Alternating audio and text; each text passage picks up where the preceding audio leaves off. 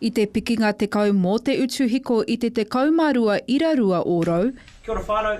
Kua mana i a Nau Mai Rā tētahi kiri mana e 5 tauteroa hei hiki i ngā taumahatanga ki runga i ngā whānau. But allows us to demonstrate over the next 5 years a better way of shifting a lot of the profits that are made here in Aotearoa when it comes to power. And so what we do with our power and our profits is send it to the people and places that need it the most. Kua ea tēnei kaupapa i tā rātou puna hiko, he whakaetanga ki wainga i ngā kamupene hiko nui e whā o Aotearoa, ka tau nahatia te hiko mō ngā tau e 5 me te aha. Ko taurua ke ngā kiritake o Nau Mai Rā ki te 15 mano, ki reira whanake ake ai tā rātou puna whānau. Every whānau has a damn moment. Look, I can't do this. This is really hard. And that's where the Whānau Fund comes in. He tuatahitanga te puna whānau ki Aotearoa, e rere au noa ai tētahi wāhanga o te utu a ia kiritaki ki te pūtea tautoko hei āwhina i te hunga e raru ana i te utu nui mo te hiko. When we first set up the Whānau Fund, we set it up for our customers.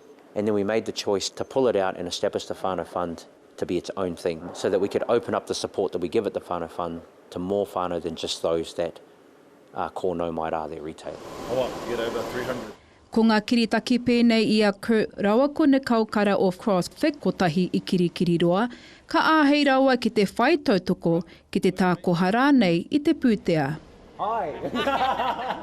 Ko tērā te mea nui ki a hau. We pay our power bill. It gives back to all our whānau, our hapuri, our iwi, more so for those who need it more. We can only imagine what it's like for other whānau. We are quite lucky. We are giving back and that they're actually looking after other vulnerable whānau that need it. Whānau, bro.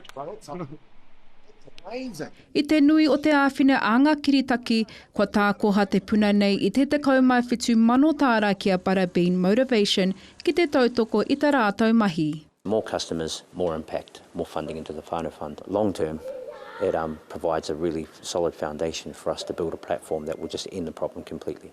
E whai hua ana ngā rautaki e 5 tauteroa mā ngā whānau hei hiki i te pōharatanga hiko.